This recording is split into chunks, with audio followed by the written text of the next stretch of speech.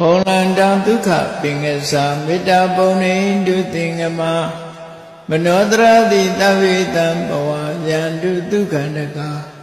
မေတ္တာပုံနေတုသင်္ကမစုပေါင်းပို့အမေတ္တာတဟုရောင်ယူပါဝင်ငွေလာမင်းနှင့်ရောင်ခြင်းရှဲယုံပေါင်းဆောင်ရခြင်းကြောင့်